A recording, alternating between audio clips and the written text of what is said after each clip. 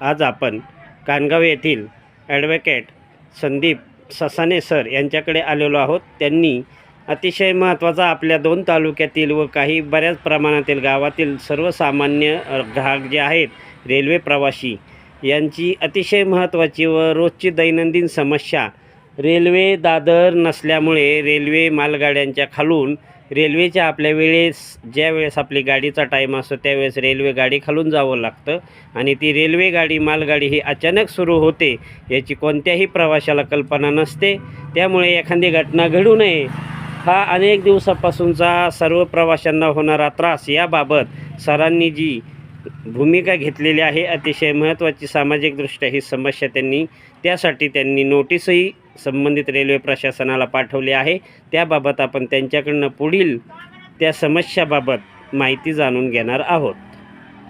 नमस्कार, मी ॲडव्होकेट संदीप ससाने कानगाव इथून सध्या आपल्याशी बोलतो आहे। कानगावमध्ये जो आपलं पाटस स्टेशन आहे, पाटस रेल्वे स्टेशन, तिथं सध्या जी परिस्थिती आहे, लोकांना येण्या जाण्यासाठीचा जो पादचारी पूल असतो ज्याला आपण FOB म्हणतो, फूट ओव्हरब्रिज, तर तो फूट ओव्हरब्रिज आत्ता जो बांधला आहे तो अपूर्ण अवस्थेत आहे। म्हणजे पाटसच्या बाजूने येण्यासाठी लोकांना सुविधा आहे, त्यांना येता येते, पण कानगावकडून जी येणारी मंडळी आहेत, कानगावकडून जे प्रवासी आहेत, मांडवण असेल, कानगाव असेल, तांदळी असेल, इकडे बाबुळसर असेल, पिंपळसुटी असेल, ह्या अनेक गावांवरून, गणेगाव असेल, अनेक जवळजवळ हजारो प्रवासी, विद्यार्थी, वृद्ध, महिला, शेतकरी, कामगार, मजूर दररोज ह्या बाजूने सुद्धा पुण्याला ये जा करत असतात। परंतु आपल्याकडे प्रॉब्लेम काय आहे, ज्या पाटस स्टेशनवरती जो फूट ओव्हरब्रिज बांधला आहे, जो पादचारी मूल बांधला आहे, तो अपूर्ण अवस्थेत बांधला आहे।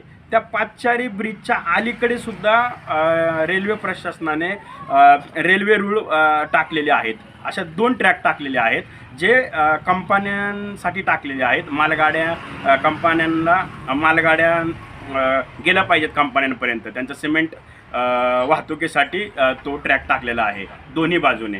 आता प्रॉब्लेम असा आहे की तो अलीकडे असल्यामुळे लोकांना त्या FOBवरती, फूट ओव्हरब्रिजवरती जाण्यासाठी इतका प्रॉब्लेम येतोय, कारण तिथं आहे ना त्या ट्रॅकवरती मालगाड्या लागलेल्या असतात, 2-2 मालगाड्या लागलेल्या असतात। त्या 2 मालगाड्यांच्या खालून या प्रवाशांना जावं लागतं। म्हणजे कधी कधी काय होतं की ही म्हातारी माणसं असतात की जे रेल्वेच्या खालनं जातात मालगाडीच्या, आणि कधी कधी अचानकच मालगाडी चालू होते, आणि असं अनेक वेळा घडलं आहे। मी स्वतः ते गाडी ओलांडताना मी स्वतःसुद्धा त्या ट्रॅकवरती पडलेलो आहे जोरामध्ये। मी स्वतः